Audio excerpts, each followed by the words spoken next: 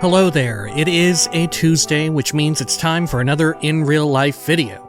And this week, we're talking about a sort of custom topic. I want to talk about at least what I think makes an RPG, a role-playing game, good. This is probably an explanation that you can very easily, scale up or scale down, even, I guess, into subgenres, but you could probably scale it up to fit, I don't know, almost any game, right? Almost any game. Definitely not all of them. But, put simply, I think it is reactivity. I think reactivity is what makes an RPG good, or, good, right? Now, of course, something being good is subjective, right? Although we can sort of say, oh yeah, reactivity makes it better. Reactivity makes it good. Different people have different expectations for reactivity in a game, as well as degrees to which that reactivity is applied, right? Everyone has their own sort of barometer for quality when it comes to that, which is how you do get more subjective answers in some people saying oh, this one is good, but this one is bad, right? Because some people, like I said, they have different barometers for it. Some people value one type of reactivity more so than another, right? And that sort of plays into, I don't want to talk about too much here, but we will definitely be touching on sort of my own personal 3 archetypes of role-playing games, which we did a video on, an in-real-life video on, talking on that. But, for instance, if someone prefers, narrative role-playing games, then obviously they're going to enjoy reactivity to sort of narrative beats, sort of branching dialogue paths that have consequence, right? It's a long way of saying, at least in narrative, in the realm of a narrative game, a narrative-focused role-playing game, consequence is important, in a more narrative role-playing game, you will have, like I said, branching dialogue paths. You'll pick one path. And it matters that not just that you have branching dialogue paths and that you have different pieces of dialogue, There are quite a few games wherein they kind of flub this and they have the illusion of being, of setting you forth a whole bunch of branching dialogue paths, right? But in truth, when you go and select them all, the outcome is mostly the same, right? You're not awarded with a different amount of reactivity, right? You aren't awarded with different dialogue, a different quest outcome, something different doesn't happen in the world. The measure of reactivity would be, I get to hear a character say a different piece of dialogue.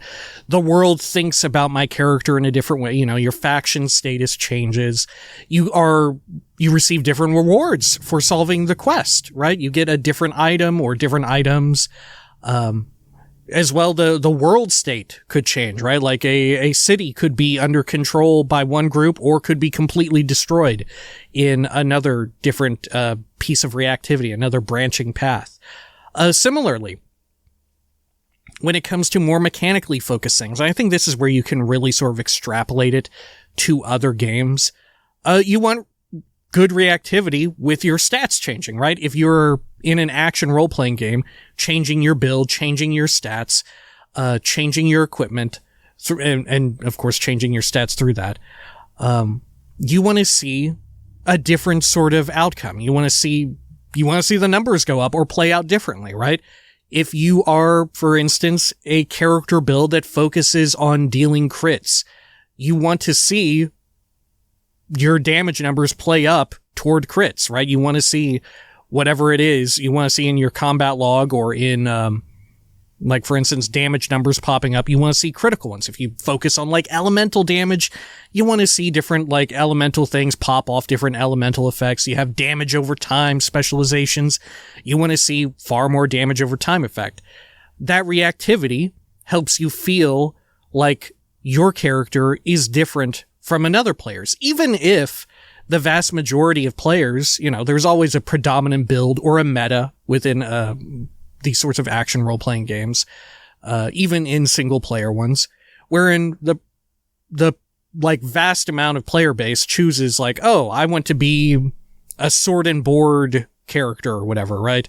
Which usually isn't the case. Usually it's like an archer or like a rogue or something like that, right? But even if predominantly most people are playing as that, what does matter is that you know within your mind that something else exists, that there is another possibility that exists. You could either like load up a video and watch someone play that way, or you could start a new run or a new game plus run or something, or you could talk to a friend or family member or whatever who is also into the same game, and you could hear potentially a different experience, right? And sort of that plays into reactivity there, I think. And similarly with the more immersive sim, sort of simulation-leaning role-playing game, very obviously that leans into a whole bunch of different systems within the world. You want them to be meaningful in some way. You want it to where, sure, this system exists, but if I pull on this string, well, can anything cool happen, right? Can something cool happen? If there is, for instance, if your like immersive sim role-playing game has a crime system, how deep does it go, right? How deep does the crime system go? Very frequently, for instance, in Morrowind, I will talk about how the sort of crime and punishment system is kind of amazing that it exists, but compared to Oblivion or Skyrim, it's not quite as exciting, right? Because if you choose to go to jail in Morrowind, you go to jail and you do your time, and it's just text and your stats change a little bit, right? Whereas if you go to jail in Oblivion or Skyrim, sometimes, or all the time, you are afforded the opportunity to break out, right? You are given the chance to break out of jail. And then from there, there's additional reactivity wherein, sure, you're a bit of a criminal character, you're a bit of a sneaky character. How do you want to break out, right? Sometimes you could try bribing the guard. You could try picking the lock. Sometimes you just look around, there's a key hidden somewhere in the room, or you can bust down a wall or something like that. Very fun ways to sort of acknowledge reactivity, just as well when it comes to exploring in games like these. You're not very obviously making a choice, but I think you're making a choice in, where do I want to explore today, right? When I go out into the world to explore this vast world, you know, these sorts of games, very big on exploration. They do it, I think, some of the best of it. You want to have reactivity in your choice of where to explore. Okay, I'm exploring in, for instance, like a desert biome, right? I want the desert biome to in some way feel distinct from if I am exploring the, I don't know, wood forest biome, you know? I want different regions of the map that I choose and elect to explore. They need to feel a bit different, right? Thus, here comes your sort of audio-visual feedback, your different creatures and stuff that are there. The more distinct it feels, the more important your own choice of where to go in the world seems, right? And not just seems, but it literally is important, right? Because you may be fighting completely different enemies. You may be fighting, or you may have different conditions where you're fighting, right? You can dial it up, not just have it to where, oh, this area looks different from another one, but, oh, if you're fighting in the desert area, it's hotter there, right? So you need to make adjustments for that, or you need to consider, oh, there's a likelihood that, I don't know, lava or something will be present, something along those lines, right? And there can be like different types of dungeons that appear in different biomes, and they have their own sort of minutia with them, right? And of course, like I had mentioned, plenty of games are not just one distinct distillation of one of these three archetypes, right? They will sort of dip into various bits, right? Different parts. You'll see plenty that try and do sort of the narrative role-playing game stuff. And I think this is a good point of criticism, I would say, for a game like Witcher 3, right? Generally regarded as having a great story. But it is a fairly, like, there are very few points in time in the Witcher 3 story where it branches, right? There are very few actual branches in the storyline of the core game of Witcher 3, which I think is where it gets valid sort of criticism that, oh, it's just not it's a great story, but it's not a super reactive one, right? It doesn't feel like the story is much of a role-playing game because you're kind of going down this fixed path. Like I said, there are different branches, but they're a bit fewer and far between. You are ultimately playing a fixed character of some version of Geralt of Rivia, right? But in saying that, there are other ways in which, right, The Witcher 3 has reactivity. Like I said, with exploring the world and stuff, there are different vibes to different parts of the world when you explore different areas with that, fighting different creatures. And of course, in Witcher 3, there's it's vast, well, maybe not vast, but it's series of ways to approach combat, right? You can approach it with a more like martial focus. You can lean on alchemy. You can lean on magic, stuff like that. And all of that kind of combines to make it what it is, right? And some people value other parts of it, which is why, sometimes you'll see people say, oh, I love Witcher 3. I totally think it's a role-playing game. Other times you'll hear people say, I like Witcher 3, but I don't think it's much of a role-playing game. A lot of the time, people who say that it's not, we can understand where they're coming from because very frequently they mean there's very little in the way of branching dialogue, right? Branching paths, with ways in which it can split, right? And there are a few, but compared to something, like a very narrative focused, role-playing game, it kind of pales in comparison, and rightfully so, because that very obviously wasn't entirely the focus behind the development cycle, right? It's made for sort of a different audience or a different focus, So if you're into that kind of thing, then you're into it, right? I don't know. I'm kind of the idea that there's room for it all to exist and for people to enjoy it all. And maybe you have a favorite, right? But you still enjoy sometimes when your favorite dips its toes into something else, or sometimes you go out of your comfort zone, or not so much your comfort zone, but you go out of, your usual realm of what you enjoy and you try something else. You're like, oh, I kind of like how they did it here. I would love it if more and more games incorporate it, right? I think when it comes down to it, that's what makes a good role-playing game is reactivity. And like I said, everybody has their own definition of what is reactivity and what kinds of reactivity they prefer. Because as we had just explained, there's a whole bunch of different ways in which a game can be reactive to the player. And as I said, I think this is at the crux of most games. There are a few types of games, like, very focused narrative games wherein they just kind of go through, like, one story, and it's more like an interactive story. There's even some that aren't even terribly interactive themselves, right? Very much like walking simulators, right? They're called. Originally they were called so in a more derogatory way, but they were kind of embraced. But either way, those are a bit more of a, passive. They're less interactive. And I think, I would still consider them games myself, but I totally get where people are coming from when they're like, this isn't really a game, right? This is like a different budgeted television show or movie, right? This is just, a very fixed experience. Your player input makes very little difference about how it plays out. But, for the most part, reactivity matters in the vast majority of games, right? Like if you're playing a driving game, you want there to be some expectation that the car you are driving reacts in a way in which you would expect, right? If it subverts those expectations, usually it is bad or it should be a fun surprise, right? And that's another thing with reactivity is sort of measuring when to subvert what a player expects to, how they expect the game to react to them, right?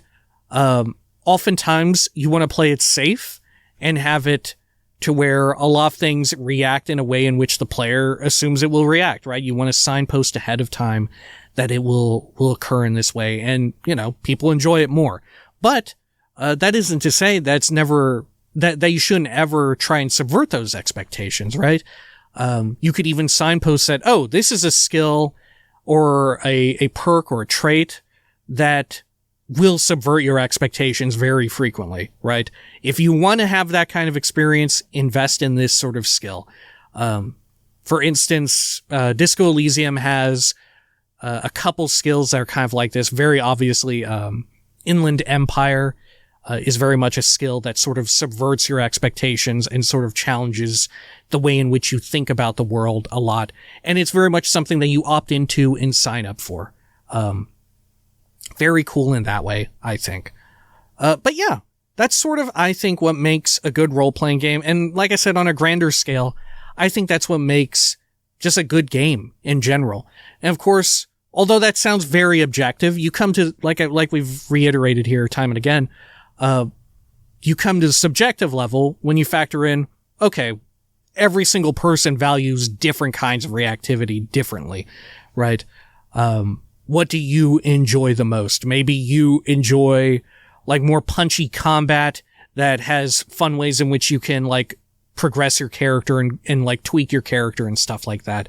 Or maybe you very much value having meaningful storyline decisions where it feels like, oh my gosh, like for instance, in our, just recently, in our Morrowind Mondays Tamriel Rebuilt playthrough, I can't stop remarking over how ridiculous it is, that you can go through different choices in that game, in that mod. There are so many weird instances of reactivity in which it branches in very shocking and surprising ways, ways in which I would not expect. But suffice it to say, that is reactivity. And any time that you hear me say, ooh, this has some really good reactivity, or, oh my gosh, I can't believe there's reactivity there, that's sort of me talking about this, right? Sort of thinking about the way in which the game reads the interactions, the inputs of the player, right? And that, that very idea kind of goes back to, the oldest of games, right? GURPS and MUDs. Like tabletop role-playing games and stuff like that. It goes back to all of that. Like I had mentioned before previously, imagination, as corny as it is an integral part of role-playing games and what I enjoy in them. Being able to express yourself in that way. And the expression needs to feel meaningful, right? It needs to feel poignant and important, like there is some consequence. And that consequence is, vaguely boiled down to what we tend to refer to as reactivity, right? And maybe the jargon gets changed or you prefer different jargon. But for the most part, I think every time I've heard it talked about, people do refer to it as reactivity. But who knows? In the distant future, maybe, like I said, it'll be choice and consequence or something like that, or something along those lines. The outcome of your action, something along. I don't know. But for now, reactivity, I think, is perfectly suitable. That ought to do it for this week's In Real Life video. Just a fun little insight into my sort of thinking on role-playing games, and especially if you sort of, watch the playthroughs and whatnot, and you're kind of taken aback whenever I'm like, oh, this has reactivity, right? Or this is very reactive to the player, or I can't believe that there's reactivity here to this choice or this decision that I had made. This is what I mean, right? This is what I mean. If you need some sort of insight into that because for whatever reason you're inexperienced with games, or you just you've approached it from a different angle, or you're just trying to get some insight into the way I think about it, right? I think that ought to do it. Right, as per usual, feel free to submit questions. We didn't answer a viewer submitted question. I still got plenty. Feel free to submit plenty more. I got a working list. I actually do need to update it with last week's, come to think of it. But it's still going on. Look forward to it. And that ought to do it, right? That ought to do it. Yeah. Until next time, please take care of each other.